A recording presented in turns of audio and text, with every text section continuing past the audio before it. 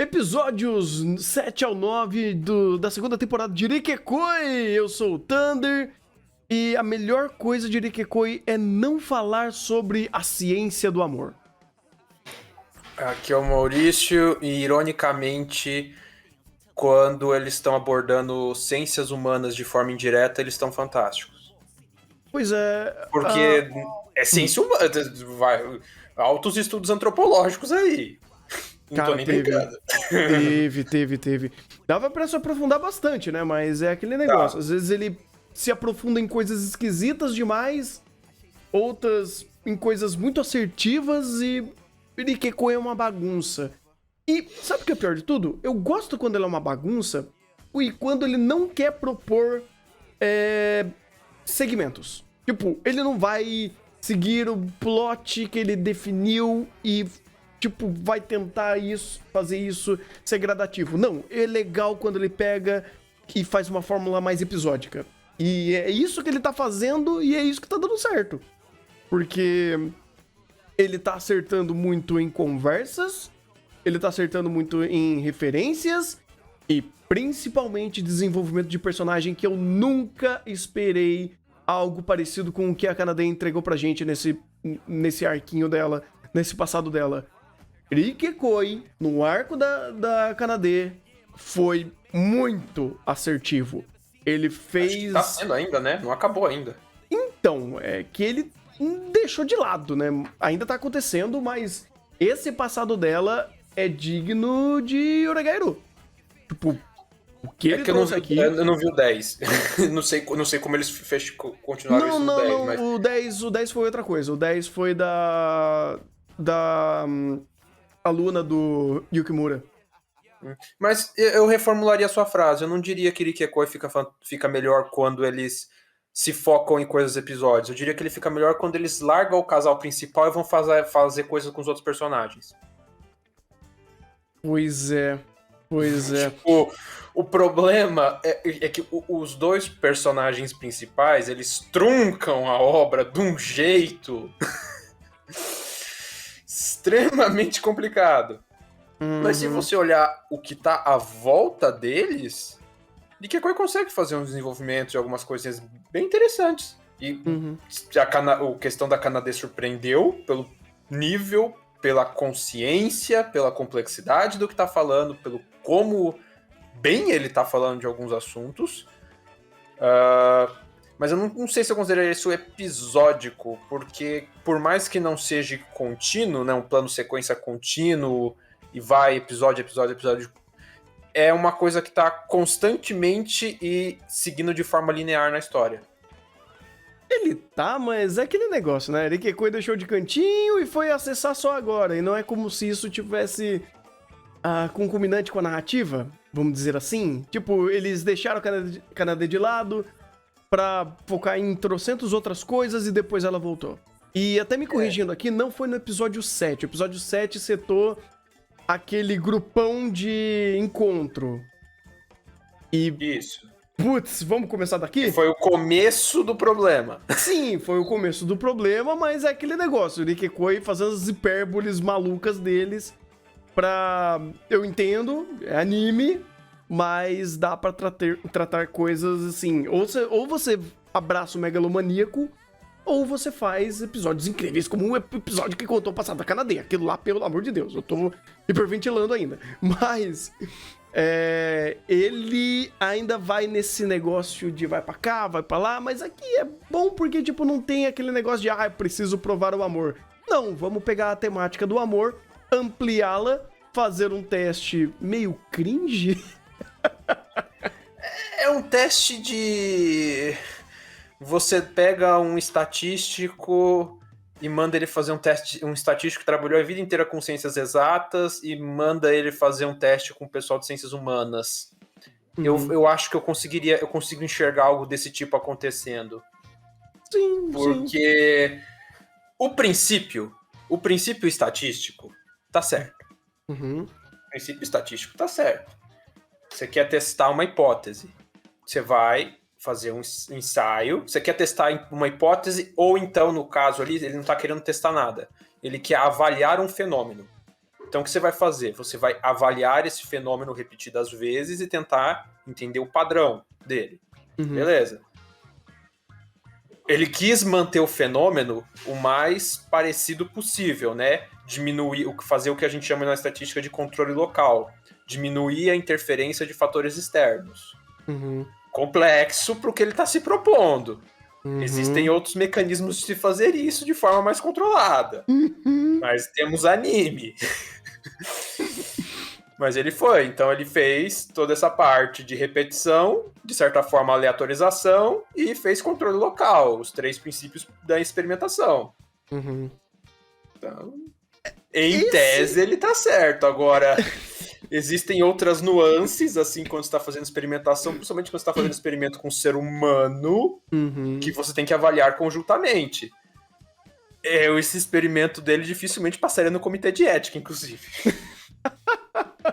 Qualquer comitê, cara. Porque, assim, eu entendo eles criarem toda essa premissa pra não falar necessariamente sobre o experimento de uma forma mais técnica. Tanto que eles até aprimoraram aqui e usaram um casal como um outro contraponto. Uma tsundere e o cara calmão.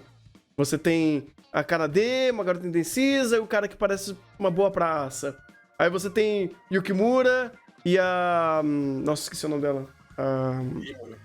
Isso, a Rimuru, tipo, pra você fazer esses 2 nerds de ciência. Você coloca o Toro... o Kazuma lá, o cara... o dublador Kazuma ali... E a waifu 2D dele. Então, tipo, você meio que vai criando uma série de estereótipos pra você dar essa diversidade. Mas a conversa é muito mais sobre a desenvoltura de casal do que, de fato, uma visão mais estatística, uma visão mais técnica em cima disso. Eu até entendo. Não, é a piada. É a piada. O negócio vai pro caralho aí no começo. Não, total. No começo o negócio já... Deslancha. Então, assim, eu acho legal porque aqui ele meio que dá muito mais a teoria do que mostra a prática. Ele cria um conceito, mas ele não tá aplicando isso de forma certa, né? De uma forma coerente. Então, isso aqui serviu mais pra ser o estopim pra desenvolvimento futuro da trama. Tipo, isso. Fizemos aquele fatídico episódio 6, em que o anime acabou, mas não acabou. Precisamos continuar de alguma forma. Então vamos criar uma nova base. Não é nem base, porque agora não tem base nenhuma. Tipo, literalmente cada personagem tá fazendo uma coisa diferente e seguindo essas trilhas de forma até paralela, sabe? Porque a Kanade tá com o desenvolvimento dela quanto ao passado que ela tá confrontando mais uma vez. Você tem o Kosuke, que ele tá meio que se achando nas pesquisas dele, só que não muito, né? Porque é o que a gente falou antes. Pô, se ele vai fazer uma pesquisa sobre o amor otaku, ou vai colocar parâmetros científicos na pesquisa otaku dele, porra, ia ser incrível. Mas não é isso que tá acontecendo. Ia ser... é aquele momento que ele quer... É o momento que ele quer coisa, sabe que ele pode fazer um negócio fantástico, ele tem os elementos pra fazer um negócio fantástico, mas ele não deslancha tão além do que ele podia ser. Ainda mais tratando do Japão e estudo de fictossexualidade, digamos assim. Porque o estudo do amor otaku, eu até tinha perguntado pro Thunder hoje, agora, pouquinho antes do chá, da questão de imagens e tudo mais, para botar nas referências, inclusive, como sempre, chá de Irikekoi, as referências estão lá para quem quiser ver, porque a história de como isso foi se desenvolvendo, depois, se quiser, a gente, quando for o episódio mesmo, do cara, não, agora vamos fazer minha pesquisa sobre o waifu T2D, mas a história de como isso se desenvolveu na cultura otaku é fantástico. É fantástico e leva você ver como alguns conceitos foram mudados e de onde vem essa história do ranço pelo otaku e de certa forma como o Irikekoi, eu repito isso todo o chá de Irikekoi, mas nesses episódios está cada vez mais claro, o Irikekoi está sim querendo desconstruir alguns parâmetros. Ele é eficiente nisso? Muito! Mas ele está tentando. é delicado demais conversar sobre determinadas coisas que você vai ter que colocar alguns pontos nos is que vão incomodar e vai, de fato, criar a desconstrução da forma correta.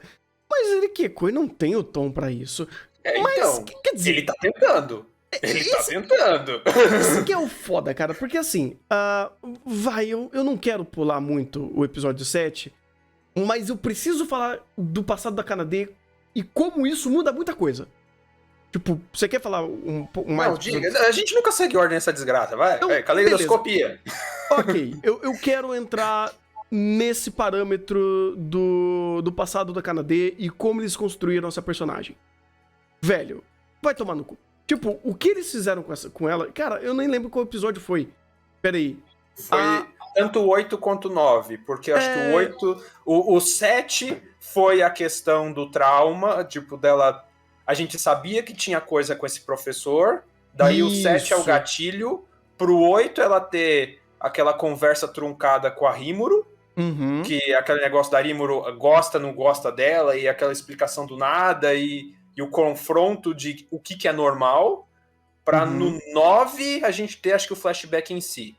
Sim, porque no 8 também ele tem uma parte do flashback que mostra ela quebrando o ombro dele, do professor. Mas o que eu quero seguir nessa trilha, basicamente, né? Cara, o que eles fizeram com a Kanade aqui é absurdo.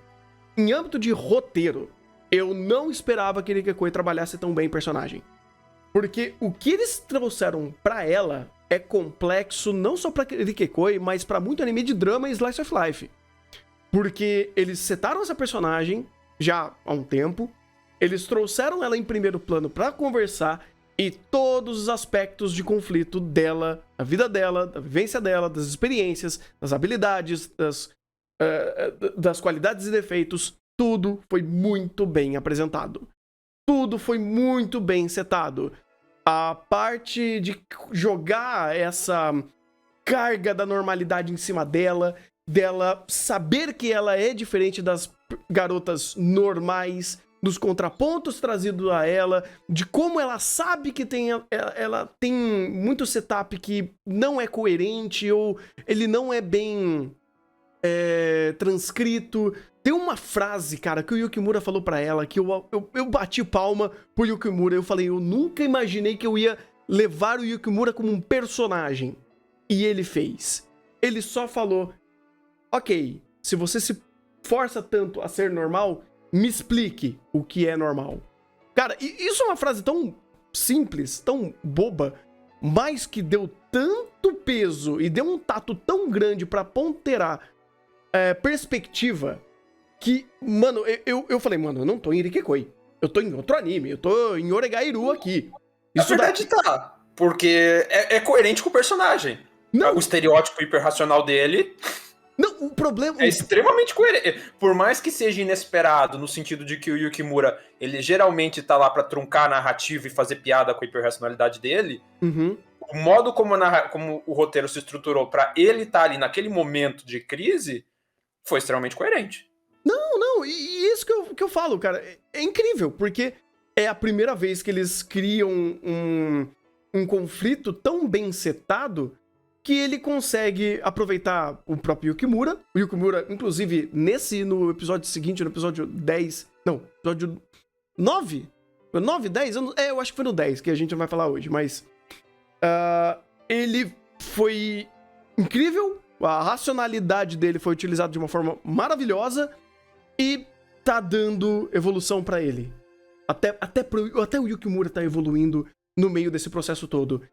E eu acho incrível porque essa porrada lógica que ele deu numa personagem extremamente emotiva, que é quase que o contraponto aos dois aqui e ao próprio laboratório, é muito interessante, porque o diálogo foi maravilhoso, o contraponto foi eficiente, como eles lidaram posteriormente com isso foi extremamente bem conversado. O Rikekoi me mostrou uma qualidade de roteiro nessa sequência de episódio 8, 9 e o 10 também, mas o 10 a gente vai falar depois, né? Não nessa gravação. Que eu falo, cara, se vocês tivessem trazido toda essa qualidade de conversar com personagem, construir personagem, em detrimento, obviamente, a aspectos mais científicos e técnicos que vocês trazem também, inerente à narrativa, e é uma proposta de Irikekoi, vocês iriam dar um acerto crítico. Porque, beleza, eu entendo a conversa sobre ciência, às vezes vocês acertam, às vezes vocês erram, eu acho super legal, às vezes broxante, mas eu acho legal como o Irikekoi sempre tá tentando veicular conversas em cima disso. E também como agora ele se permite fazer mais isso, porque meio que aquela narrativa linear pra eu vou provar o amor não existe mais. E aí eles podem usar essa habilidade pra fazer outras coisas, coisas que estão sendo bem positivas. E agora eles estão conseguindo trazer e dar andamento pro roteiro. Então olha como esse setup inicial da premissa da história de provar o amor, ela truncou a narrativa. E agora o roteiro tá podendo evoluir mais. Tá podendo trazer mais personagens com carinho e com evolução e falar melhor sobre eles. Até o Yukimura tá ficando melhor nesse sentido. E o que fizeram com a Kanade, cara, eu tenho que dar palmas. Eu tenho que aplaudir. Porque o que fizeram aqui de evolução de personagem, conceberam todo o problema, o trauma, a forma que ela pensa, a personalidade dela em cima de tudo isso, cara, é o que eu falei, é nível Oregairu.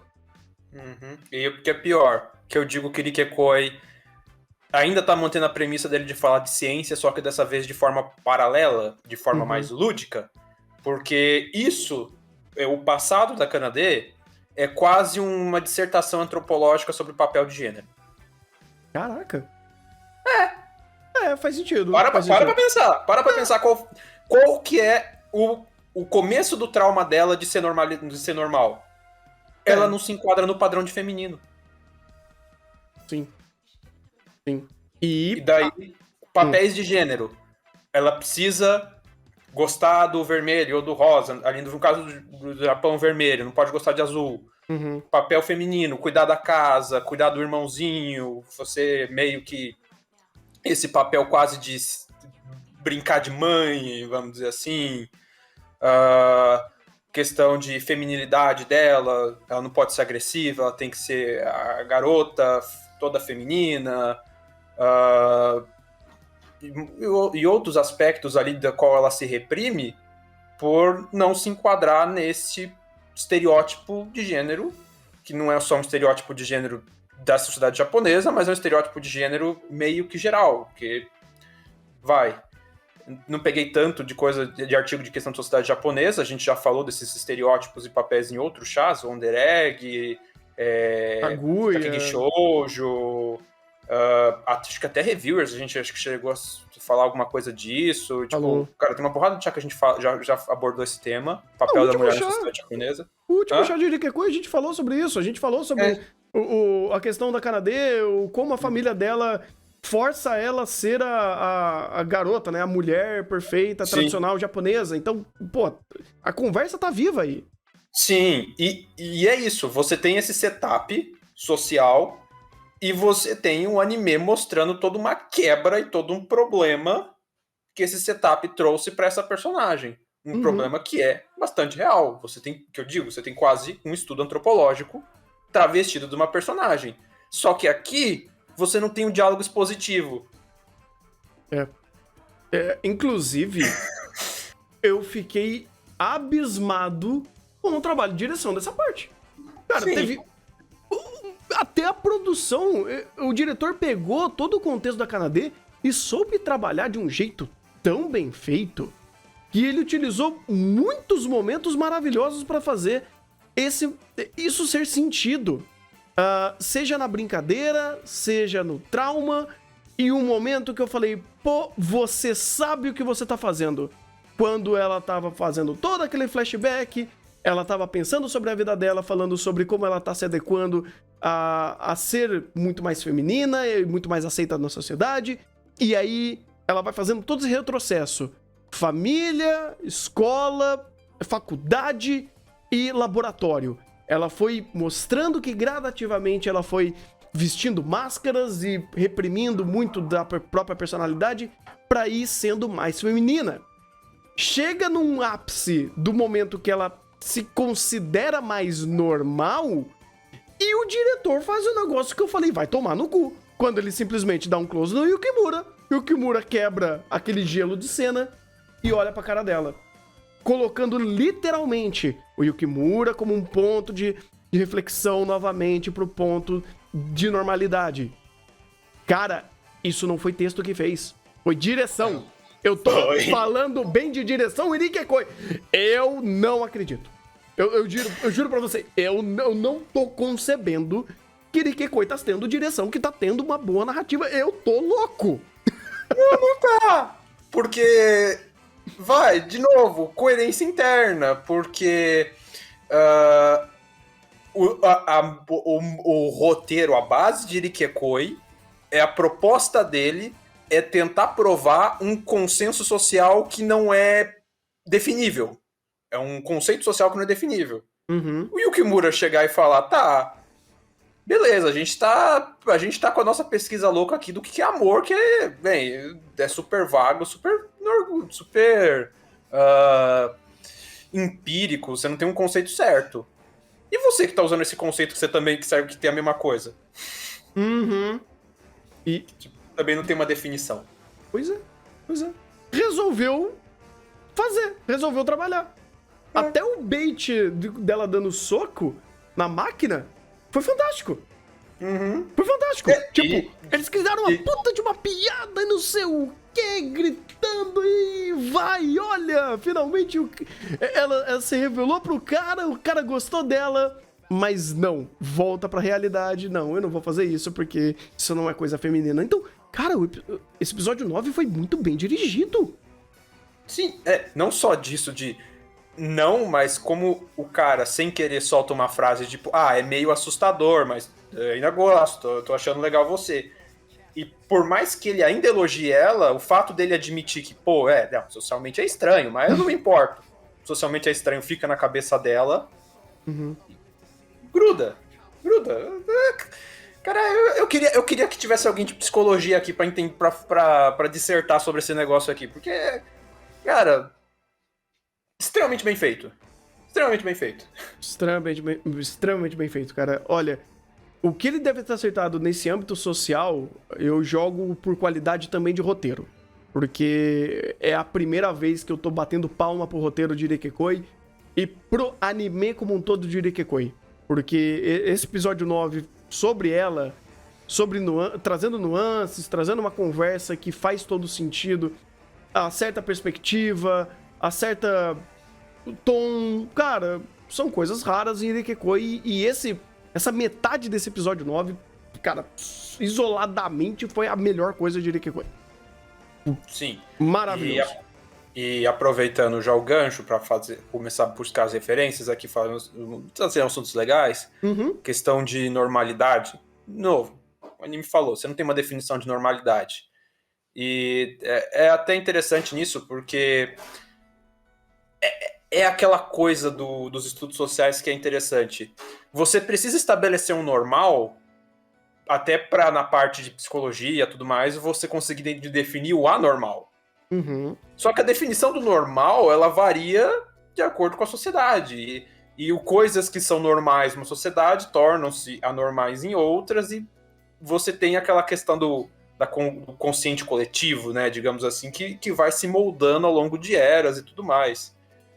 Então, cara, isso é um debate tão interessante. Isso é uma coisa tão interessante de você parar para pensar que o estereótipo do normal, pensa agora no estereótipo de pessoa mais normal possível, seja homem ou mulher. Pensa um estereótipo para um e para o outro. O que seria o homem padrão, a mulher padrão? Um padrão no sentido de normalidade. Uhum. Agora, pega as pessoas à sua volta. Quantas se enquadram 100% nesse padrão? Nossa. Tipo, pouquíssimas. Mas se esse é o padrão, se esse é o normal, por que que ninguém é normal? Cara, isso... De novo, debates da sociologia, da filosofia, da área de ciências humanas, de novo, dissertações antropológicas inteiras. Uhum. Tipo... como que a sociedade... É até interessante nisso, estudos. Como que a sociedade define o padrão? E por que a gente segue o padrão? Como funciona isso? E por que o padrão não é o padrão? O que a gente considera normal, o comportamento, vamos dizer assim, o estereótipo padrão de pessoa, dificilmente você vai encontrar ele vivo por aí. Não, é porque assim, pensar de uma forma ampla, cara, é impossível. Mas assim, se você começar a fechar o leque, algumas coisas são mais conversáveis. Sim, algumas coisas sim, mas... Porque de um amplo, o conceito do normal, ele é extremamente abstrato. Sim. Ele é extremamente irreal, inclusive, porque não tem um sentido pra normalidade que amplia o ponto do que você, como indivíduo, consegue identificar como sociedade ou como a própria sociedade consegue definir por ela mesma. Porque, cara, tem muitos aspectos. Aspectos culturais, aspectos sociais, aspectos naturais, né? Tipo, do ambiente que você vive. Sei lá, até a questão de tomar banho, por exemplo. Pra gente é extremamente normal aqui no Brasil você tomar banho todos os dias. Lá no Alasca já não é bem assim. Né?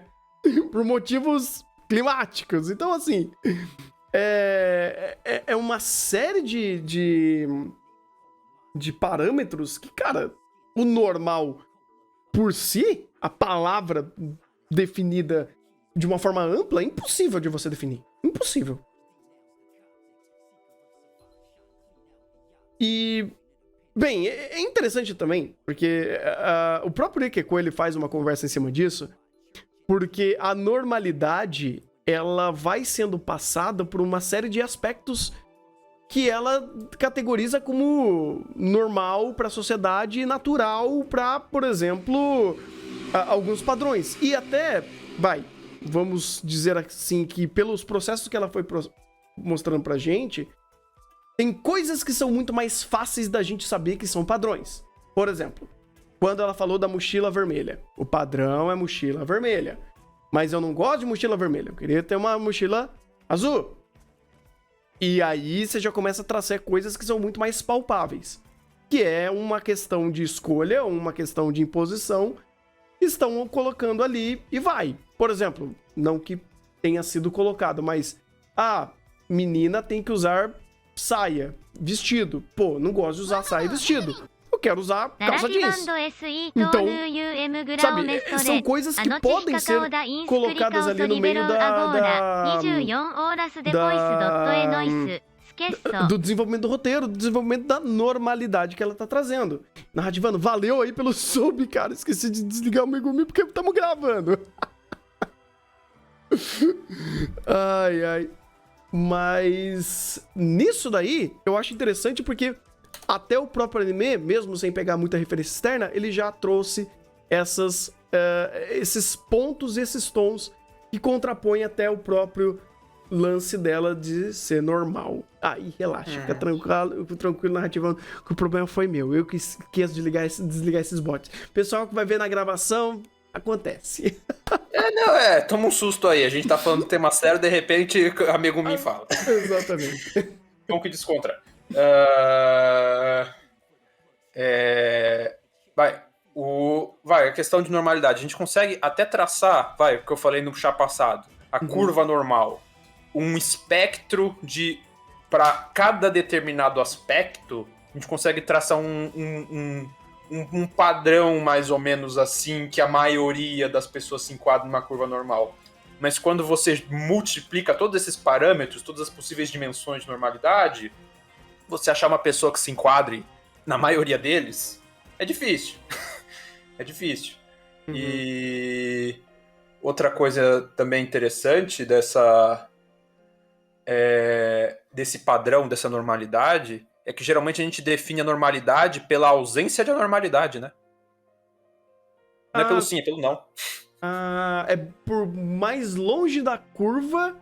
Você não sabe o pico, mas você sabe o que é mais longe. É aquela coisa, a gente definir o que é normal é difícil. Mas o anormal a gente consegue definir mais fácil, não consegue? Sim. Mais ou menos essa ideia.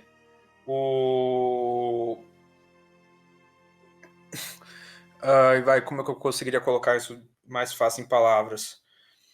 A gente define a normalidade pelo contrário da normalidade. Meio louco. Tudo que não é anormal se torna normal. Normal. O que faz Tá, sentido para um conceito volátil de normalidade. faz sentido. Quer dizer, é esquisito, mas faz sentido. Mas ainda é abstrato, né? É, mas é. Assim como os temas que Rick aborda. De fato. De fato.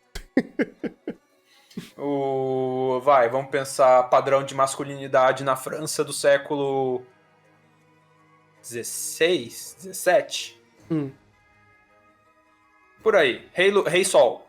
Rei Sol na corte francesa. Qual que era o máximo de masculinidade? Um homem com batom e pó de arroz na cara.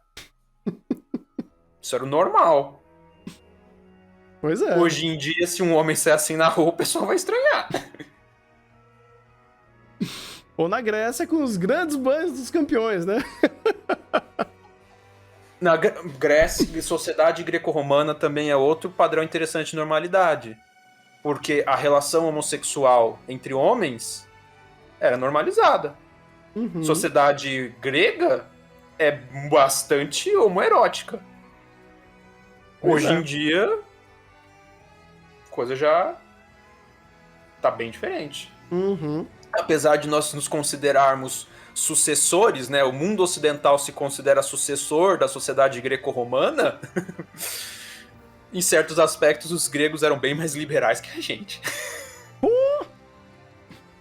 Até para um aspecto, sei lá, japonês de beleza, antigamente seios menores eram considerados mais bonitos pela Sim. sociedade. O padrão comissão. E outra, que se tornou. O próprio. Ai, qual que era o nome daquele anime lá? O Showa. Não, o. Meu Deus. O. Da garota lá que ela foi comprada pra ser a noiva do outro lá. Da temporada. Foi do ano passado, se não me engano. Ou do começo do ano, eu não lembro. Puxa vida! Otome. Ai, cara! Nossa senhora, Taisho Otome. Taisho Otome. Obrigado, chat. Então, a garota Taisho... da era Taisho. Eles mesmo na própria era Taisho, que nem é tão antigo assim, falavam, pô, o normal é seio pequeno, é você vestir uma yukata, um kimono e cair bem. Se você, tipo, deixar o negócio muito sobressalente, é feio. Então, assim, nem faz tanto tempo assim. Sim. Então... padrões de beleza diversos. E aí, bem, dando exemplos que são claros aqui, mas daí voltando a Arikekoi, de novo, ele vai trazendo todos esses padrões de uma forma até crítica, né? Tipo, e aí? Ela não pode? E o que eu digo que Arikekoi quer fazer uma crítica social, porque você vê conscientemente, laboratório maioria de personagem feminina, que é uma raridade no Japão.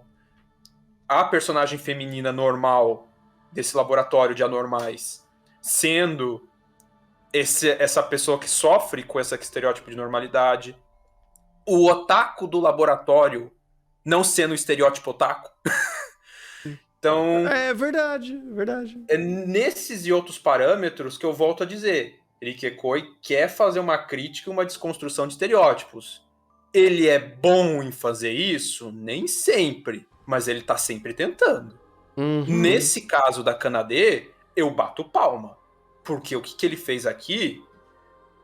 a gente só não discute mais profundamente tópico por tópico, porque não tem um especialista em psicologia aqui, ou em sociologia. Mas dava pra falar muita coisa. Dava. Mas eles mandaram muito bem, cara. Tipo, vai discutir, vamos lá. Por cima, papel de gênero na sociedade, porque na sociedade japonesa é muito pior que a nossa. Expectativa sobre a mulher, que a gente já falou um pouco no chá passado da data de vencimento, né? Vencimento. Que inclusive foi referenciado, acho que no episódio 8, quando a mangaka falou que o pessoal fala que com 30 anos já passou a prazo de validade, ela fica puta? Sim, foi isso mesmo. Que é extremamente consciente do que ele tá falando. Consegue passar a mensagem clara? Nem sempre. Às vezes. Mas ele é muito consciente do que ele tá falando. Uhum. Depende também, porque tem coisa muito difícil. Por exemplo, você volta até na conversa do Kosuke, que foi basicamente quando eu falei, mano, se vocês forem conversar isso, na conversa vai longe. Quando ele chega, conversa com a mangaka e com a... deixa eu pegar o nome dela aqui, eu sempre esqueço. A Ibarada. Cara, vocês colocaram uma bomba ali e vocês tinham que fazer alguma coisa com isso. Porque, assim, só pincelar por cima, pô, não é legal. Não é produtivo. Porque foi muito legal. Beleza. Resultado do episódio 7. Todo aquele teste de casal. Ele se sentiu esquisito porque eu fui o único que saí com a minha waifu 2D. Eu fui o único que estava ali com uma bonequinha. E ele achou esquisito. Olha, interessante. Já tem autoconsciência ali. E aí a conversa começa a extrapolar pro anime. Tipo, pô, legal. Então vamos começar a definir métricas do que é o amor normal. Ou o que é essa régua do amor. E aí eles começaram a discorrer. Cara, dava pra discorrer muito mais do que isso. Dava pra fazer um anime discorrendo sobre... Dava pra cada tópico de Nikekoi, dava pra fazer um anime discorrendo sobre, se fosse falar direito. Sim. Tanto que eles colocaram... Essa escala de heterossexualidade, isso é muito interessante. Isso é muito interessante porque ajuda a te dar a compreender um pouco uma coisa que muita gente reclama. Ai, nossa, né? Agora tá uma frescura. O pessoal pode se identificar como qualquer coisa. Agora o pessoal pode escolher o que quer e tudo mais. E não é bem assim. Existe um espectro de preferência sexual. Sim. Que é o que essa escala coloca. E isso não é só do ser humano. Primatas têm isso, de maneira geral. Primatas têm esse tipo de coisa. Uhum. Não só primatas, comportamento homossexual está presente em uma porrada de animal. Mas é bem nítido em primata esse tipo de coisa também. E você tem toda essa escala que é muito interessante, porque te dá uma visão melhor. Acho que... Pensamento caleidoscópico, desculpa, mas complementando. O Pirula, quando ele fez um vídeo sobre homossexualidade, se não me engano, ele já trouxe isso, e sem referenciar esse cara que fez essa escala. Mas ele também já trouxe isso, e eu até recomendo o vídeo do Pirula que tá nas referências, para quem quiser entender até um pouco de fator biológico por trás disso. Mas, voltando a essa questão da escala, e até respaldando um pouco na questão do mundo otaku, é aquela coisa, né? A preferência, por mais que a gente trate como uma preferência sexual como uma coisa binária, gosta de homem ou gosta de mulher, é muito fácil você encontrar alguém que tenha alguma nuance nesse sentido. Não no sentido, talvez não no sentido tão literal da atração sexual, porque a nossa sociedade é bastante preconceituosa e ela limita um pouco a expressão disso. Mas, eventualmente, você vai encontrar um cara que, tipo, pô, o cara é bonito. Um homem que fala, o outro cara é bonito e tudo mais. Ou uma mulher. Mulher é mais fácil elogiar mulher. Mas, tipo, você tem todas essas nuances, até os bissexuais, que são quem tá mais ali no meio, mas... eu não sei se eu tô conseguindo... Eu não tô com a cabeça boa pra elaborar uma linha de raciocínio, desculpa, nesse chão. Eu não sei se eu tô conseguindo me fazer entender. Tá sim. É porque assim, dentro dessa escala você tem, eu acho que é identidade de gênero, identidade de... Poxa vida, é uma escala Como que você se identifica, você tem, tipo, tudo isso, todas essas questões. Deixa eu dar uma procurada aqui, tem um gráfico legalzinho, que mostra as três... A gente usou até pra falar disso em Wonder Egg, porque você tem esses espectros que é comportamental, biológico e mental, ou alguma coisa assim, sabe? Isso. Tem uma série de diferenças e nuances em cima disso. Sexo biológico, orientação sexual e identidade de gênero. Identidade de Isso. gênero, mental. Em que gênero a sua cabeça se enquadra? Você, Achei aqui. por exemplo, você se identifica como homem ou como mulher, independente das suas genitálias. Orientação sexual, que é o que a gente está falando aí de homossexualidade. Pelo que você tem atração sexual e o sexo biológico. E, cadê? Você achou a imagem? Eu achei uma legal aqui. É porque eu não tô conseguindo centralizar por problemas de preset aqui no OBS. Vai colocando... Bem, quer deixar nas referências essa imagem? Eu vou copiar e colocar nas referências. Beleza, Pra quem for ver a gravação. Certo. Mas, só descrevendo aqui pra quem não tá vendo a imagem... Exatamente. Essa imagem, ela é super interessante, vai estar nas referências, que pra tudo aí, você tem um gradiente. Orientação sexual. Você tem a pessoa que ela não sente atração nenhuma, não consegue achar o mesmo sexo bonito de jeito nenhum. Você já deve ter ouvido falar gente assim. Tem gente que tá no meio do caminho. E daí você tem todas as gradações disso, até a pessoa que só se atém atração pelo mesmo sexo. Mesma coisa, identidade de gênero. Você tem todo um meandro ali no meio que permeia, apesar de que essa parte de identidade é mais complicada, e questão de identidade de gênero é mais complicada, porque tem toda a questão de aceitação, a sociedade aceitar ou não. É tenso esse assunto. Mas o ponto que eu queria também trazer e reforçar, que é a parte de baixo da imagem, que para quem tá na live não tá vendo, que é do sexo biológico, que até para isso tem gradiente. Porque a gente trata como macho e fêmea, mas existem casos de pessoas que nascem intersexuais. Parte de um com parte do outro, ou externa um, mas interna é outro, ou nasce sem. Então, tipo...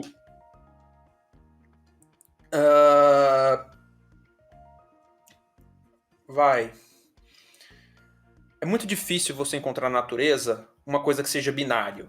Aquela ideia da genética de Mendel, da ervilha, que é verde ou é amarelo, aquilo costuma ser exceção na natureza. Na natureza a gente costuma ter gradientes e gradações de tudo.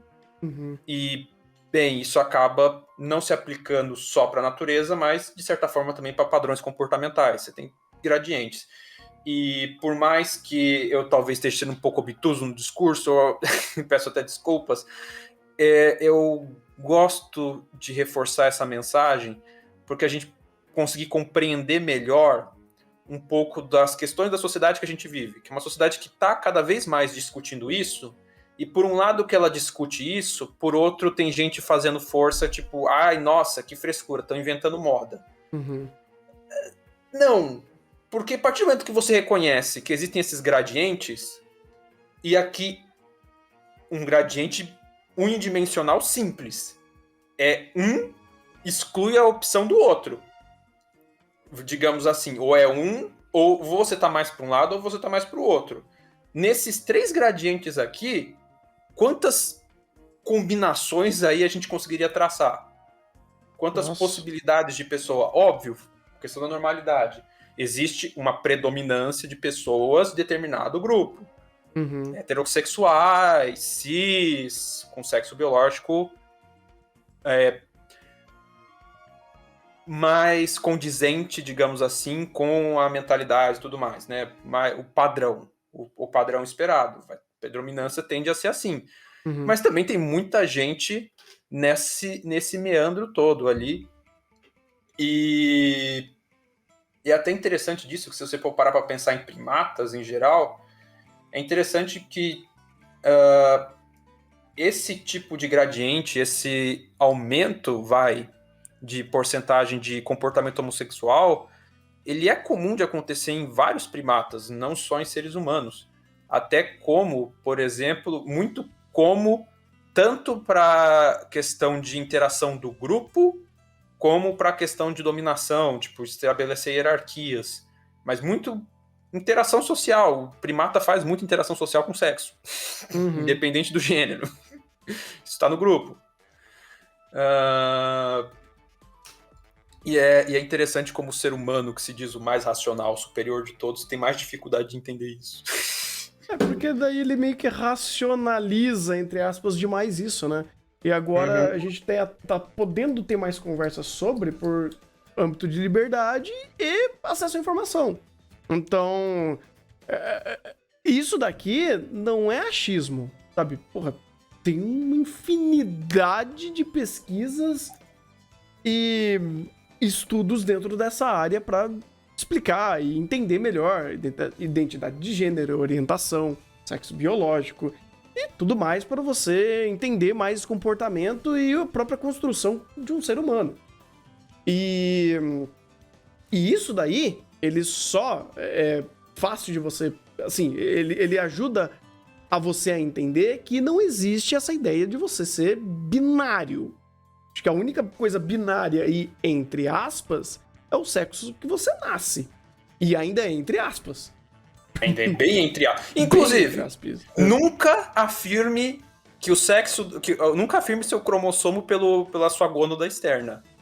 Porque é raro, mas às vezes o que determina você nascer homem, digamos assim, é um pedacinho, é um rabicho de um cromossomo já todo quebrado, pequenininho, que é o cromossomo Y.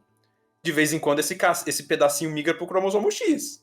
E daí, ou vice-versa. Às vezes o cromossomo Y, esse rabicho quebra, e se ele quebra, tem a formação como mulher. Então, tipo, existe todo um meandro extremamente amplo nessas questões, que não é nem de perto binário, nunca foi binário. A gente pode pegar até o próprio exemplo que o próprio Wonder Egg deu, que é fantástico. Você pega a identidade de gênero da... É Momo? Era aqui a garota alta que tinha complexo com isso porque confundiam ela com garoto. Exato. A identidade de gênero dela, era mais puxado pro espectro de homem. A orientação sexual dela era homo. Ai, agora ela era hétero, ela gostava de homem. Quer dizer, na verdade... Não, porque... aí o chat me ajuda. Ela, mentalmente... É que ali... Vou relembrar a memória de Wonder Egg. Na verdade, quem era muito mais entendida quanto a isso era o garoto que tinha gostado dela, né? Que também era... E a garota que tinha gostado dela, isso. Era garoto... tipo, ela era bem mais... bem mais decidida nisso, porque ela a identidade de gênero era homem, a orientação era hétero e o sexo biológico dela era feminino. E ela era muito mais entendida, ou ele era muito mais entendida quanto a isso. Porque daí eu já não sei se eu uso ele ou ela pro sexo, pra identidade de gênero ou pro sexo biológico. De acordo com o que a pessoa se identifica. Eu acho que... Eu não vou ficar aqui corrigindo o Thunder, porque eu me confundo nisso. Eu sei que deveria ser fácil, mas a gente vive numa sociedade que a gente cresceu de um jeito e pra mudar é complicado. Por mais que a gente se esforce, a gente comete erros. Pois é, então... e eu acho que é a identidade de gênero que você deve usar o pronome certo. Então, se ela... E no caso ali da Momo, de Wonder Egg, é um exemplo complicado, porque o problema de Wonder Egg, né, o conflito dela era isso, era como ela se via, se identificava, que ela se forçava a ser uma coisa, mas ela também tinha uma orientação para um lado. Então, tipo, o próprio conflito de Wonder Egg dela era complicado por causa disso.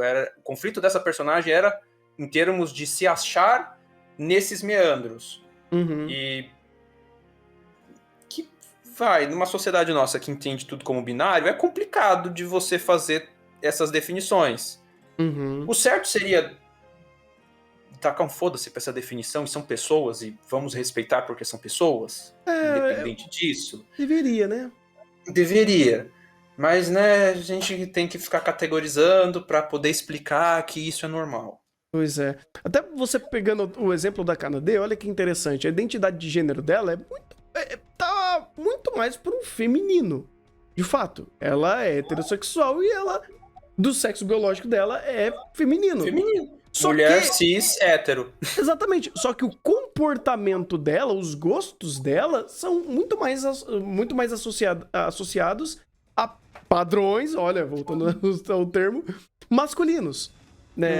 Ela era muito mais forte, ela era mais despojada, ela gostava de brincar, ela não se comportava como o que a sociedade entende como uma garota, e aí vai. Então, assim, dentro disso tudo, eu também não sei aonde ficaria o âmbito social comportamental, eu não sei se é identidade de gênero.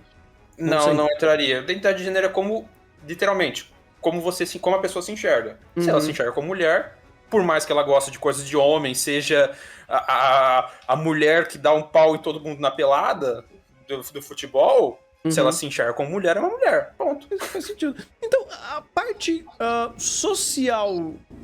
Aí, não sei, posso dar dando uma canelada nisso, mas... do âmbito da Canadê, por exemplo, se há um problema muito mais social, isso não entraria em nenhum ponto desse gráfico.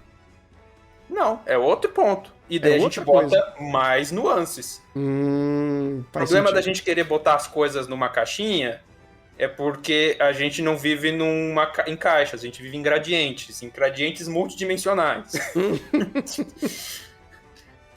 Sim. Até essa própria escala, voltando agora pro anime, que é a escala do... Peraí, esqueci o nome, não anotei. Escala de Kinsey. Que o anime coloca, até essa própria escala, ela é criticada. Porque ela trata na hora de definir o padrão, o gradiente da pessoa, ela trata a atração homossexual e heterossexual como coisas antagônicas. Quando nem sempre são. Verdade. Tem gente que tem igualmente pelos dois. E aí? É tacar lá no meio e vai? Me parece até um pouco anti-intuitivo isso daqui. Porque o gráfico dele ele vai descendo e no último ponto ele sobe. Então, não seria, tipo, uma barriguinha um pouco mais pra cá? Nos 4 e 5? Aí tem que ver todo o desvio estatístico disso, distribuição, aí... E também tem aquela coisa, né? Essas pesquisas é por autoafirmação. Às vezes quem tá lá no ponto do gráfico é uma pessoa muito mais que já se aceitou do que às vezes quem tá no outro lado. Tipo, entra o aspecto social de tudo isso, né? Porque assim, vamos lá, se fosse colocar pessoas que gostam dos dois sexos, né? Uma pessoa bi, ela estaria puxando para um 4 e 5. Então, os pontos de 4 e 5... Na verdade, não. O bi estaria no meio. Ah, tá. O 0, completamente heterossexual. O 6, verdade. completamente homossexual. Faz sentido. O bi, ele se enquadra nesse meandro. Em algum momento desse meandro. E...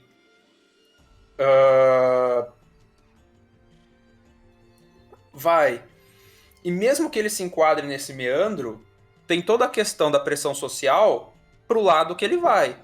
Se é um cara bi, vivendo numa sociedade extremamente machista, na hora que chega o cara com a pranchetinha pra fazer a pesquisa, ele vai falar ali tudo, que talvez ele esteja mais pra um lado ou mais pro outro. Tipo, é complicado. E não é que, tipo, a pesquisa tá sendo manipulada e estão enganando os dados. Não, esses são os problemas da pesquisa com ciências humanas. Você tá lidando com um ser humano. Ponto. Você tem um aspecto social muito forte para pesquisas sociais, mas que é um aspecto que influencia. E aí, você tirar esse aspecto para conseguir um dado absoluto é impossível. Você tem que entender a limitação do seu método. Que é o que criticam desse que eles colocaram aí. Ele tem limitações. Mas já é melhor do que você botar 3 caixinhas e se enfia aí. Porque daí você meio que tá deixando a coisa muito mais binária do que tentando entender esse gradiente. Até é uma proposta que o próprio Kosuke fala. Não, beleza. Se não existe tais informações pra dar dados a esse ponto que eu tô trazendo, por que a gente não vai conversar? Coisa que, inclusive, até o anime de Wakaru... Como é? Anime de Wakaru Shinyonaika. Isso! Ele trouxe essa conversa. Ele trouxe e conversou bem isso. E eu falei, pô, tá aí, Irikekoi. Você pode pegar essa bola quicando e chutar. Né? Vamos conversar sobre pessoas que gostam e se sentem atraídas pelo 2D e como funciona esse gradiente pro 3D. Vamos trazer essas pesquisas, vamos trazer aí estudos dentro da área. E teoricamente é o que o Kosuke se propõe. Pô, legal. Duro. Não, termina. Não, vou tentar trazer esse conhecimento da ciência pra falar que amar 2D não é esquisito. Tá, beleza. E será que as pesquisas vão mostrar isso? Aí temos um problema metodológico. Ou o Irikekoi vai ter que fazer a própria pesquisa científica do zero, ou ele tá ferrado, porque diferente dos outros termos, que eles até, inclusive, coisa legal de Irikekoi, citar o autor da pesquisa, ali o Zé Tchau da vida que ele fala, é Tchau, para quem não sabe, é colaboradores. Então, se fala o sobrenome da pessoa, é Tchau. Ou seja, se fosse aqui, Thunder é Tchau. Thunder e colaboradores. Se falar, quando tem muita gente no trabalho, pra você não falar o nome de todo mundo. Mas voltando. Por exemplo, eu fui procurar uma coisa de artigos de fictossexualidade. Não tem. Ô, louco. Não tem. Então, ou o Irikekoi vai ter que literalmente fazer as pesquisas para apresentar o resultado, ou pode, sei lá, pelo menos dar chutar um pouco pelo menos essa bola pra frente. E fala, beleza, como seria a metodologia pra fazer isso? Não tem uma pesquisa que chega onde a gente quer, mas quais são as pesquisas que vão meio que permeando a área do conhecimento que a gente precisa? Não, isso é o básico, né? Isso que você. Inclusive, parte disso é uma revisão de literatura que eu botei na descrição, que ele começou a abordar essa questão de fictossexualidade. É uma revisão de literatura que foi o quê? Bem, o que a gente sabe dessas questões gerais para ser humano. Vamos ver como a atual sociedade discute esse tema, vamos pegar um pouquinho de aspecto histórico e fazer um catadão. Tá aqui as conclusões gerais. Próximo que segue, é assim que a ciência funciona. Só que é um tema bastante complicado. E é um tema que tem muito tabu, principalmente no Japão. Não só no Japão, mas no mundo inteiro. Mas é um tema que tem bastante tabu. Principalmente quando entra a questão de anime. É porque daí literalmente você vai ter que bater em você mesmo. É que nem a época, pô, vamos contratar uns cientistas aí pra provar que o cigarro não faz mal? É que daí não é tanto não fazer mal, é você entender, no caso do Japão, seria quase um estudo antropológico da própria sociedade. É Japão e seus problemas com ciências humanas que... complicadinho. Mas, bem, já que já estamos nesse ponto, posso trazer a parte lá de onde veio essa ideia do Japão do gosto pelo 2D, que eu achei uma revisão de literatura muito legal, que traçou as origens do gosto pelo 2D no Japão. Daí eu queria trazer alguns dados, e inclusive temos fotinhos nas referências, para quem já abriu e já viu, a parte de otaku e sexualidade. Então, fotinhos um pouco problemáticas, inclusive, né? Mas... eu vou pegar aqui pra abrir também. Melhor não botar, não. Não vou mostrar. Vou abrir pra mim, pô. Eu vou ver por mim. Eu não tinha aberto as referências aqui. Eu tava com o episódio aqui mais controlando. Mas vamos lá. Quando começa essa questão de fictossexualidade no Japão? Essa questão começa lá final dos anos 60, início dos anos 70 no Japão, com a explosão da cultura dos mangás. E é muito louco você pensar que o moe e o eti moe que a gente conhece, digamos assim, que é um grosso bem, não sei se é a maioria, mas uma parte bem considerável desse lado dessa fictossexualidade de anime, ele nasce de uma tentativa de usar o shoujo e o yaoi para fazer histórias voltadas para o público masculino. Uhum. É interessante isso, tipo, é um artigo que ele foi trazendo paralelo histórico. Então você tem o surgimento dos mangás na década de 40, toda a enxurrada da cultura americana, e essa cultura americana do Japão trouxe um aspecto de falar de questão de liberdade sexual. E com isso, concomitante ao crescimento da cultura dos mangás, foi-se, vamos dizer assim, criando o ambiente para que esse tema fosse aparecendo nos mangás. Primeiramente, sociedade japonesa extremamente machista. Você tem aquela divisão clássica que tem até hoje, mangás para garotos e mangás para garotas. Os mangás para garotos, né, na década de 70, estavam rumando para aquilo que a gente conhece hoje mais como traço mais de seinen, aquele traço mais realista, mais... esqueci o termo. Putz, tem um termo pra isso? Não, aquele traço... Sabe aquele traço mais de mangá seinen, que é aquele traço mais detalhado, mais... Sim. Tipo, você já tinha essa tendência de separação nessa época. Enquanto os shoujos estavam com aquele traço mais simples, que a gente... Rosa de Versalhes. Uhum. Clássico. Sim. Que é aquele traço com menos expressões, vamos dizer assim, aquele traço mais não tão detalhado, não tentando puxar para um realismo, mas que é um traço que busca maximizar a passagem de sentimentos. E esse traço estava começando, esse estilo de arte, apesar de ter sido inicialmente pensado e voltado para o público feminino, estava começando a agradar o público masculino. Então você tinha uma busca bem considerável e grande de homens se interessando por shoujo, por mangás que tivessem esse traço.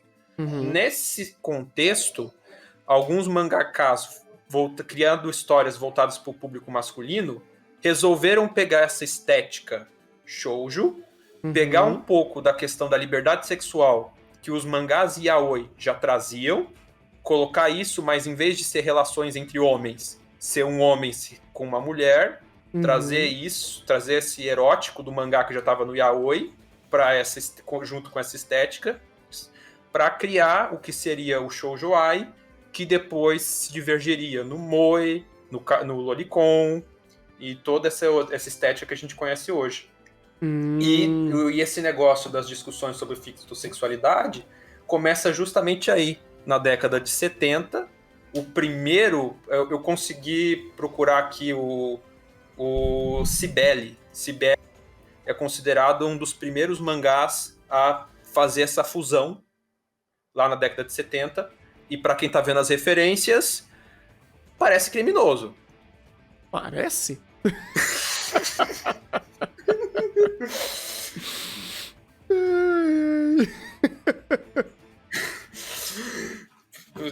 Assim,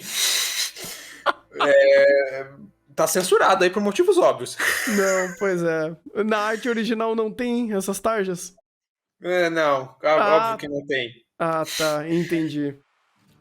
Mas, é justamente interessante que nesse momento você tem esse movimento de pegar um traço do mangá que já estava fazendo sucesso por masculino, pegar essa questão do erotismo, colocar junto, e nisso você tem uma explosão de vendas e uma explosão de demandas para mangás desse público.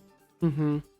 E nisso você começa a ter um movimento de segurar da sociedade japonesa, começando a olhar isso com maus olhos, uma sociedade extremamente conservadora, na qual essas questões íntimas estavam primordialmente restritas ao lar, e o que está em casa fica em casa e não se sai de lá. Quando você começa a ter uma difusão muito de coisas pregando mais essa liberdade sexual, ainda mais voltada para um público jovem, você começa a ter cada vez um movimento de recriminar, de discriminar, de jogar isso para fora. Uhum. Tanto é que, para vocês terem uma ideia, nessa época, lolicon passou a ser um termo não só cunhado para quem curte o mangá desse tipo que a gente conhece hoje, mas para homem que gostava de shoujo.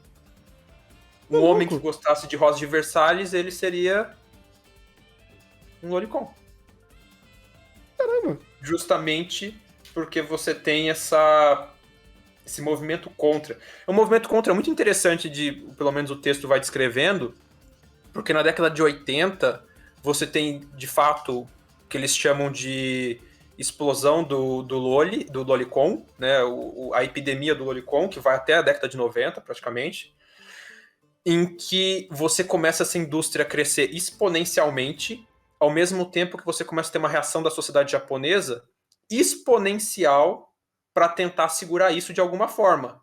E cada vez que ela tenta coibir isso, o negócio ficando cada vez maior, cada vez mais forte, como a gente até falou disso mais no chá de reviewers.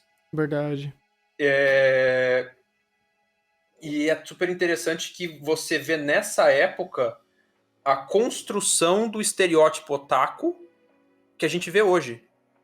Porque, e mais engraçado, esse estereótipo foi construído em colunas e editoriais de mangás, né? Colunas ali dos não é... Ah, e o cara que ajuda o mangaka. O editor? Editores comentando em revistas que tinham esse tipo de pegada, em que o cara começava a falar, não, o otaku são os fracassados da sociedade. E associado a isso, né, você tem depois, na década de 80 e 90, todo o pânico moral que se decorre disso, depois de um atentado, de um serial killer que matou um monte de criança lá no Japão e descobriram que ele gostava de mangá. Aí, pânico moral total e cristaliza-se essa identidade, essa coisa do otaku gordo, feio, mal vestido, fedido e tudo mais. Uhum. Ah, não que não tenha os estereotipados, não, mas esse movimento de estereotipar, ele vem dessa época como até uma medida de tentar coibir socialmente esse tipo de coisa.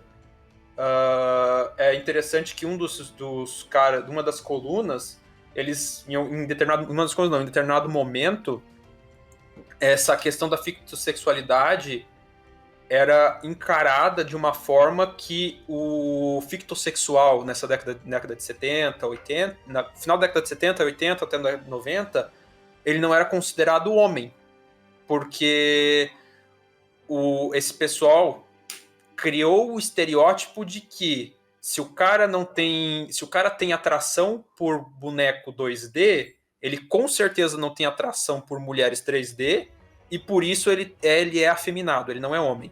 Na verdade é uma mulher. Uhum. Caraca, que loucura, velho. Completamente maluco. É porque é uma resistência a uma mídia, e essa resistência acabou criando mais força pelo público e criando um estereótipo em cima disso que fomenta uma forma negativa esse estereótipo pra meio que ir contra, né? Quanto mais ao mesmo tempo que esse estereótipo isola e estereotipa essas pessoas. Tipo, se é pra ser assim, é assim. Então, você tem o estereotipado, o otaku estereotipado. Pois é, que loucura. Essas colunas eram feitas nas próprias revistas de publicação? Mangás. Caralho! É tipo a revista falando, se você viciar demais nisso, você é um bosta. Tem umas frases aqui. Eu devia ter traduzido e separado as frases pra ler. Mas o cara falando, tipo, o otaku é gente gorda, 4 olhos, feia, fracassados da sociedade, que não tem nenhum valor social e não são homens, porque não gostam de mulheres reais. Caralho. Estão mais próximos das mulheres, em termos de comportamento sexual.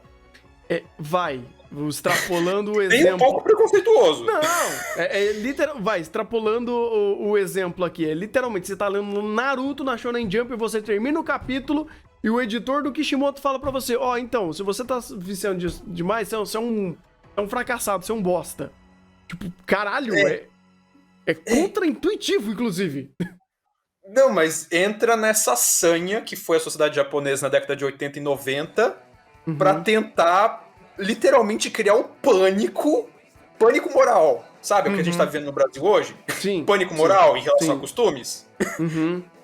Japão, década de 80, 90, com mídia otaku. Caralho, de uma forma muito mais controlada, inclusive, né? Porque, pô,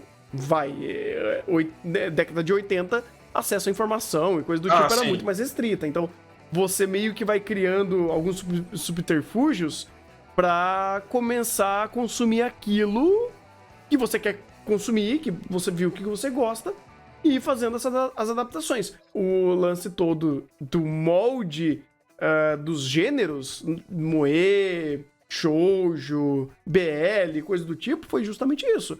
A mídia mangá ganha força, ela começa a ser muito mais espalhada, as pessoas querem mais, só que você tem uma resistência dentro da publicação de continuar fazendo isso. Então eles vão fazendo adaptações. O moe é justamente isso. Tipo, eles adaptaram um estereótipo mais sexualizado pra fazer algo mais infantil, pra meio que passar debaixo do pano. O Loricon foi muito disso. Pra passar, porque, de novo, isso gera um debate de pânico na sociedade, pressiona-se pra criar leis, e hoje, bem, o Japão tem aquela mundaréu de lei contra a distribuição de conteúdo sexual. Adiantou alguma coisa? Não. Definitivamente não. E passa um pano desgraçado em cima disso. E é isso que entra as contradições da sociedade japonesa. E eu consegui ser efetivo para passar mais ou menos a ideia geral do que foi esse momento do fictossexual otaku, do que surgiu, só para passar para frente o raciocínio. Sim, deu para entender? Sim, foi tranquilo. Daí você tem esse ambiente, e nesse ambiente, e olha o que louco, você tem todo esse ambiente contra, ao mesmo tempo que hoje os padrões sexuais da sociedade japonesa são inegavelmente influência da cultura de anime e mangá. Então, é que eu ainda tô muito na bolha, mas isso pra uma vida real japonesa influencia? Não, padrão sexual que eu digo de cultura de massa. Não, então, até pra isso influencia? Tipo, a massa não consumidora de anime e mangá, que... Não, tipo, não que ela vai ser o fictossexual, mas é interessante como esse movimento criou uma cultura no Japão que ela foi do 2D pro 3D.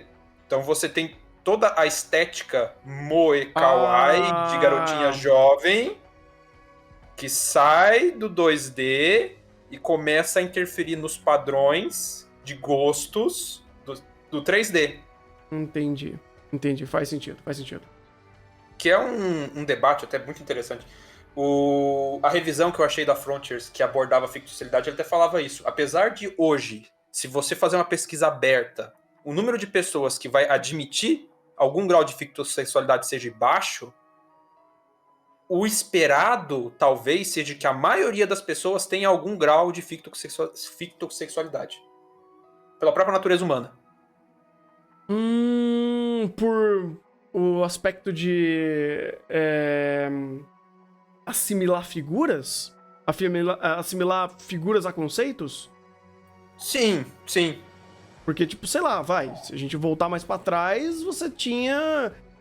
Não nesse aspecto, mas você tinha sempre uma forma muito, muito forte de você assimilar figuras a deuses, a conceitos. Exatamente isso que ele referencia. Sabe?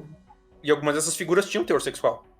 Demais. Várias delas tinham. Você pega um monte de âmbito mitológico, cara, muitas crenças, cara, era... O cabaré era solto, mano.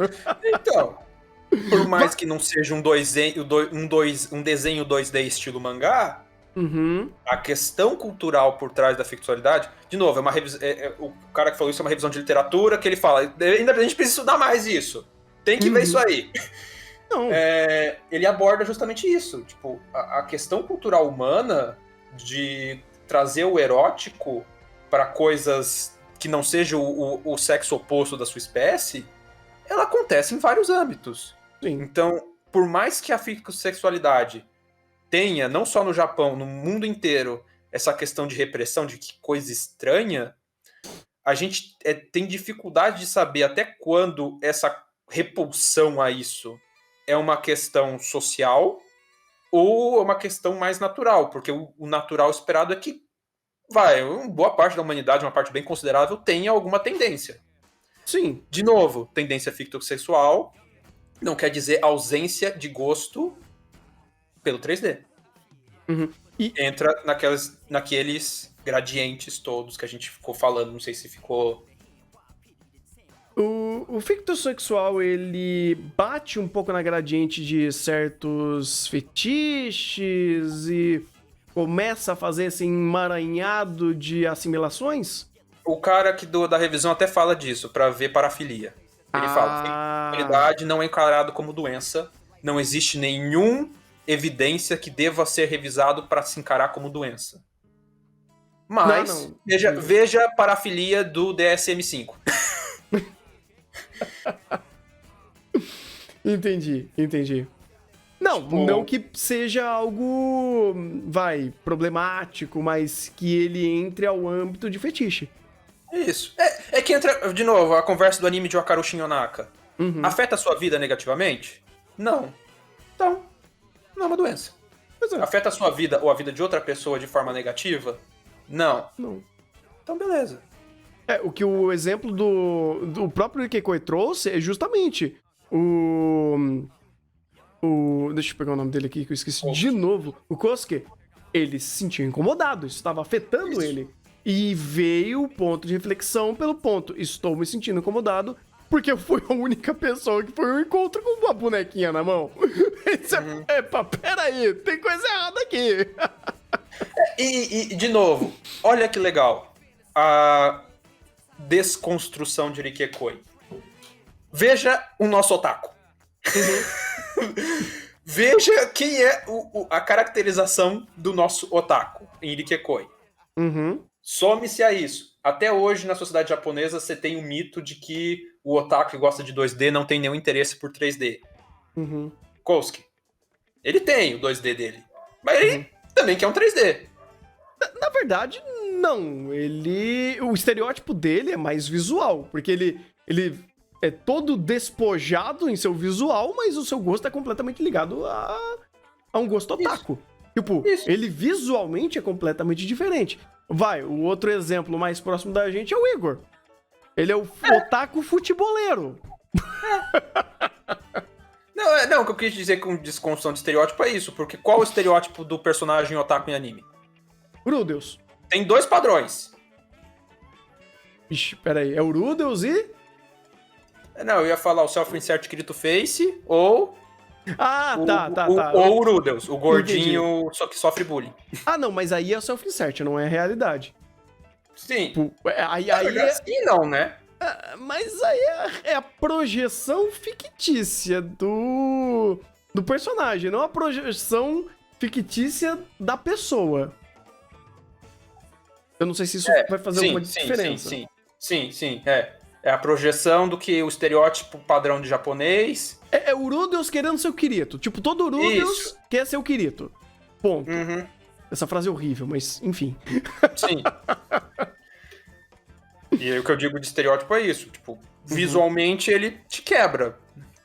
E te quebra em mais de uma coisa. O Kosuke, por mais que dentre os cientistas daquele laboratório ele seja o mais perdido, ele ainda tá lá, meu filho. Ele ainda é um cientista. Querendo ou não, ele tem algum mérito de estar ali, né? Mérito então, esse que a gente não viu ainda porque ele é literalmente usado só como piada.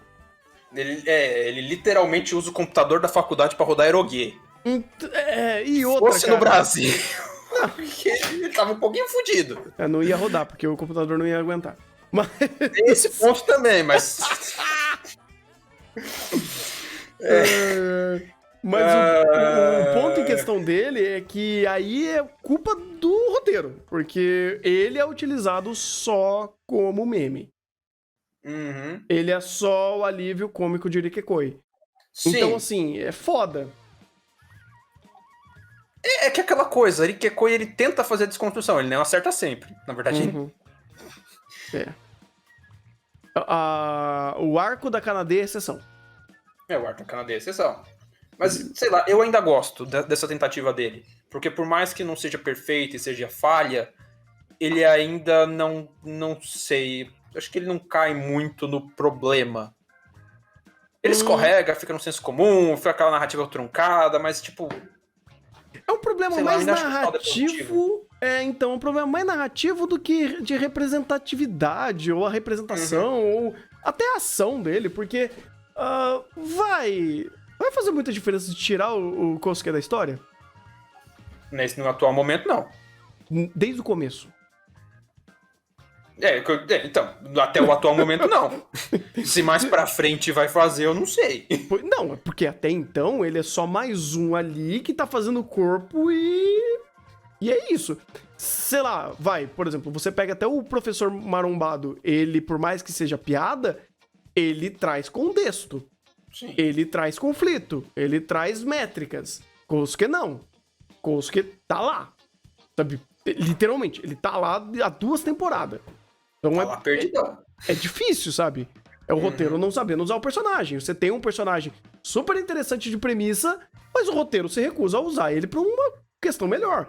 Eles usaram pra criar toda essa conversa? Sim, mas essa conversa só existe e ela só fomenta o próprio estereótipo. E a resolução é, vamos ser o estereótipo de novo. A outra mangaka, por mais que ela não seja tão boa assim, como personagem, ela ainda foi utilizada muito como antagonista, principalmente na primeira temporada, então ela tem até um pouco mais de função. Kosuke, cara, dá dó dele. O roteirista não gosta do Kosuke. O roteiro não gosta do Kosuke. Ele bota o elemento de primeiro plano pra deixar de canto. Não, é incrível, velho. Porra, eu vou trazer ele pra primeiro plano, conversar sobre uma percepção dele, desenvolver uma sobre o âmbito científico do fictossexual e resume isso a piada na conclusão pra falar, e a gente vai estudar sobre a ciência, otaku! E some de cena. Você fala, velho, pelo amor de Deus, né? Porra. O único pano que eu passo pra isso é que se nem o Japão estuda isso, fica difícil dele ter coisa do roteirista fazer roteiro. Ah, mas aí... Mas não é desculpa. Não é uma boa desculpa. Pois é, cara, porque tipo assim, vamos lá, o Kosuke, ele tem alguns temas, algumas questões de tela, né, algumas questões narrativas aqui, que são super interessantes, mas, porra, ou você faz o personagem parar de ser uma batata, ou não dá, cara. Por exemplo, quando ele tava falando sobre a questão do gacha e descobrir que ele gosta da Ibarada, ou melhor, que a Ibarada meio que cairia dentro dos espectros dele, da ideia do gacha, você fala, pô, legal, você vai fazer alguma coisa com isso? Até agora, quase terminando a segunda temporada, não. Então, assim, duro que ele botou um bait desses dois, desse casal, e ele só tá arrastando isso? Só. Tá na opening ou tá na ending? Eu acho que não sei, nos dois, talvez. Tem alguma brincadeirinha com os dois na abertura e no encerramento, mas mesmo assim, cara, porra, você quer ficar segurando você tá quando? Então... Porra, tipo, aquele que vai ter 17 temporadas? Aí é foda, né? É um romance tipo o Komi tá dando. Não, aqui é pior. Aqui é pior. Aqui é pior. Desculpa, aqui é muito pior. Então, assim, pô, legal, eu entendo você criar personagens pra ser alívio cômico, mas quando você dá tempo de tela, discussões, perspectiva, e você dá esse personagem formas de evoluir, e não digo evoluir pra ser um grande personagem que tem o seu arco de redenção, não. Evolução das conversas, sair do status quo. Cara, ele não saiu. Ele roda no próprio rabo e fica. Porra, é chato. E não é como se não tivesse conversa sobre. Ele trouxe uma puta conversa interessante que a gente tava falando até agora sobre isso. Teve o rolê do gacha, mesma coisa. Até na primeira temporada ele trouxe algumas conversas, mas, mano, conversa, reseta. Porra, é chato isso. Eu não diria reseta, mas é uma conversa que não sai do lugar. Ele descreve, é como se você só estivesse descrevendo o ponto. Você não avança ele. E seta. Ele seta muita coisa que daria pra conversar. Daria pra ele evoluir. Daria pra ele seguir em frente. Tipo, e não vai. E não tô falando só em âmbito da conversa científica, não. Âmbito de personagem também. O que ele deixou com a Embarada antes serviu de nada. Tá ali. É um gatilho, é uma carta que ele virou de cabeça pra baixo que ele pode a hora que acabar um cartucho de um lado, ele puxa do outro. Tá, pode pra ser. Pra fazer alguma coisa. E caraca, broxante. No mínimo, mas é o que tá aparecendo. Porque, como você mesmo falou, com a Kanade, a gente sabe que o roteirista tem capacidade de fazer desenvolvimento de personagem. A Embarada, o micro flashback que a gente teve da vida dela, ela tem um passado bem tenso, ao que indica um passado meio tenso. E o Kosuke tem esse complexo do otaku. Então... E aí? Literalmente... Você setou os dois, deixou o bait, virou a carta de cabeça pra baixo e olhou pro outro lado. Mas isso daí é mais ou menos o roteirista falando pra gente: olha, eu só consigo desenvolver quando eu levo a sério. Quando eu fico na piada, eu não consigo desenvolver o personagem. Porque ele vai ter que quebrar a piada.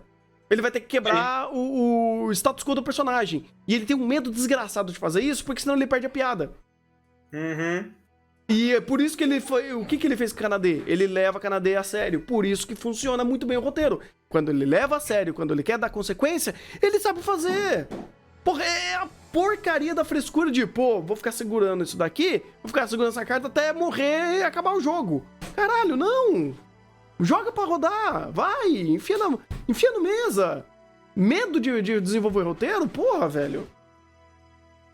O cara é bom nisso. O cara mostrou que sabe fazer. Pior que mostrou mesmo. Então, eu fico mais tiltado justamente por isso. Porque não é como se ele falasse, porra, eu não sei fazer isso. Eu vou ficar na piadoca e é isso aí, segue a vida. Não, ele mostrou que ele sabe fazer e sabe fazer bem pra caralho. Faz pra todo mundo. Não precisa ser o mesmo tom, mas faz, anda. Porra, tá acabando a segunda temporada, irmão. Foda. Vai ficar com uma terceira. Se tiver, né? Apesar que o Kikekoi tá com uma produção meio alta, né? Pra quem tá na segunda temporada.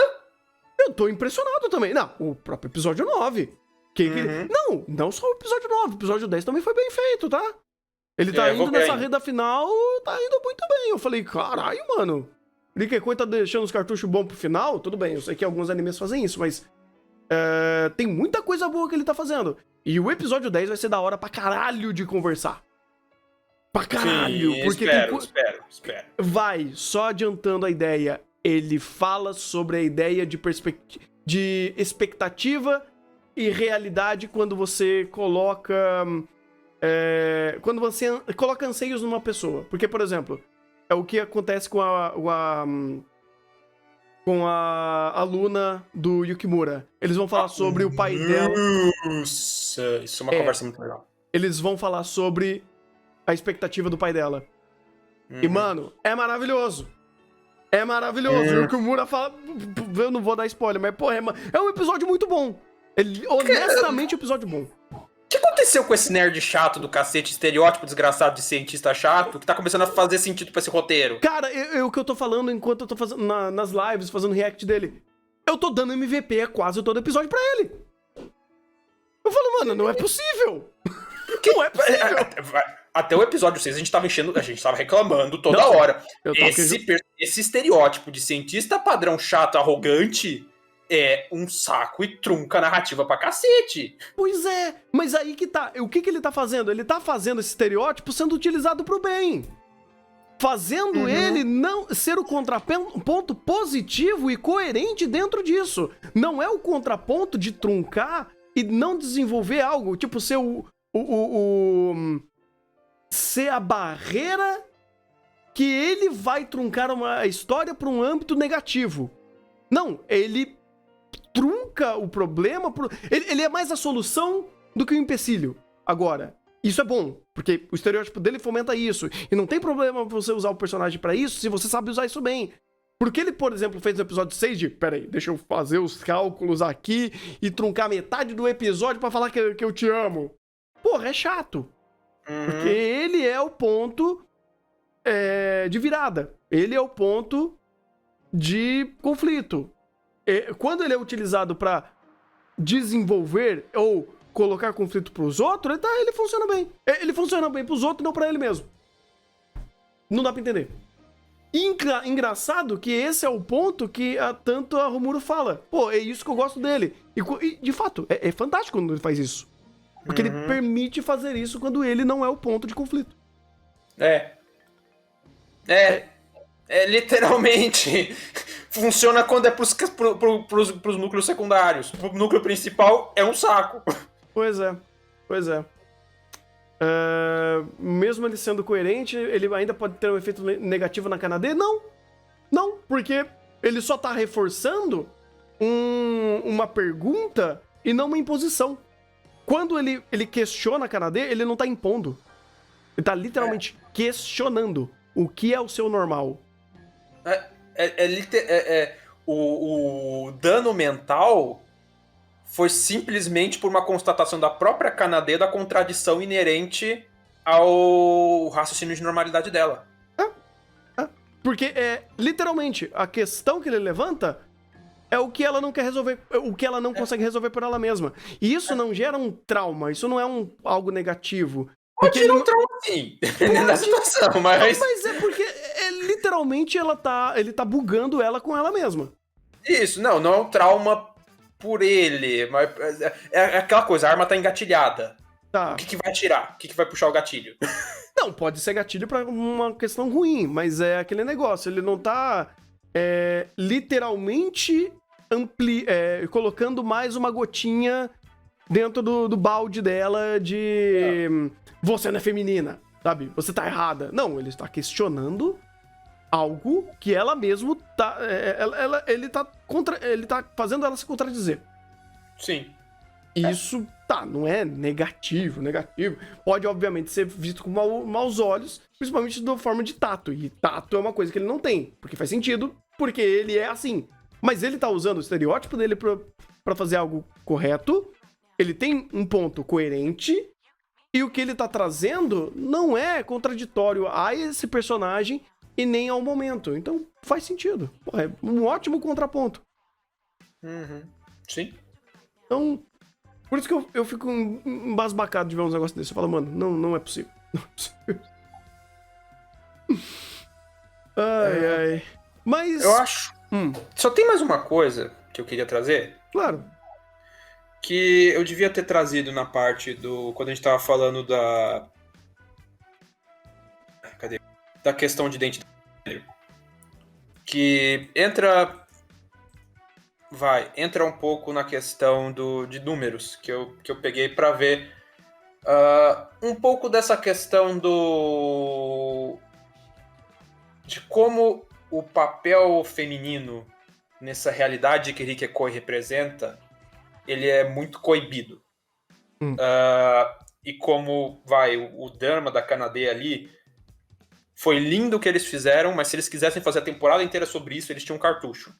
Sim. Muito grande. E como se esbarra em outros pontos. Mas, bem, começando pelo básico aí, meu padrão de questionamento de números. Chuta quanto que é a participação das mulheres no Japão em termos de cargo de gerência. Putz, 15%? Hã? 15%?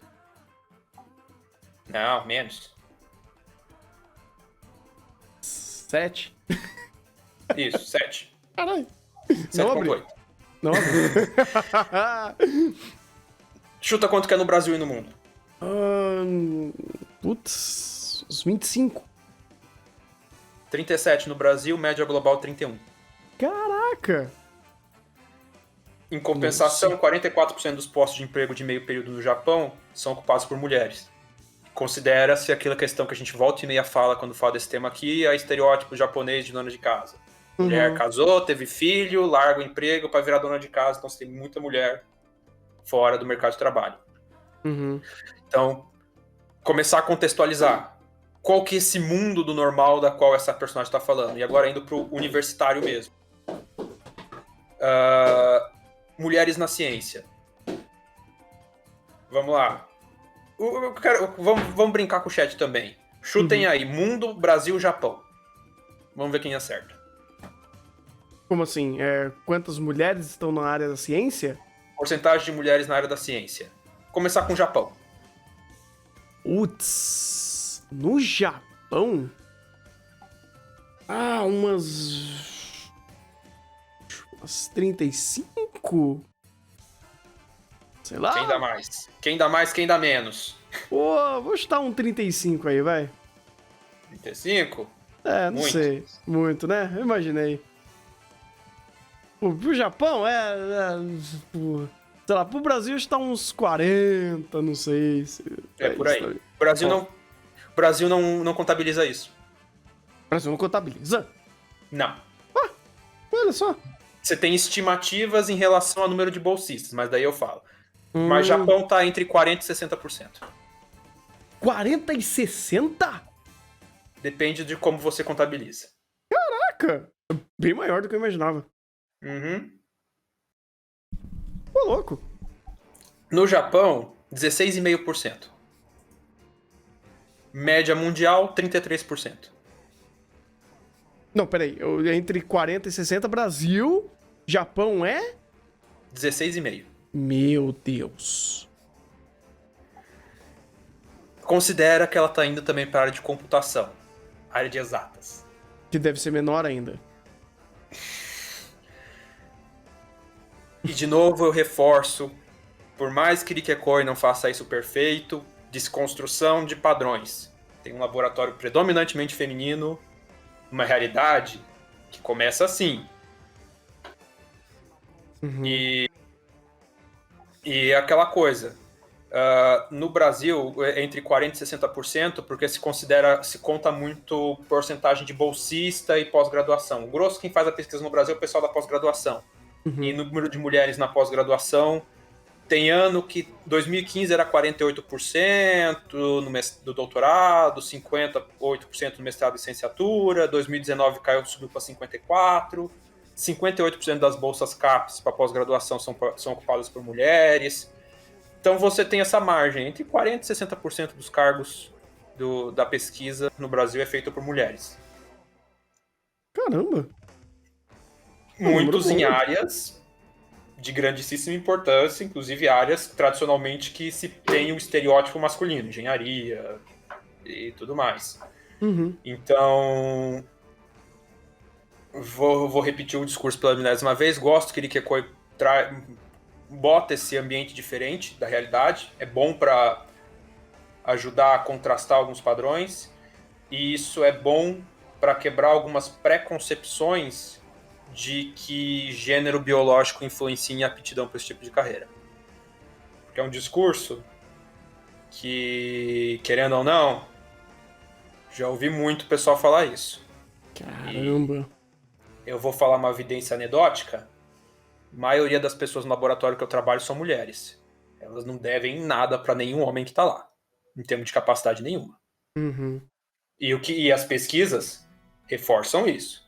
Se 60%, 40% do pessoal que faz pesquisa no Brasil é mulher, e aí? Pois é. Nesse aspecto, em muitos outros gêneros, não influencia absolutamente nada. Não, mas, né, você sabe que o senso comum não é bem esse.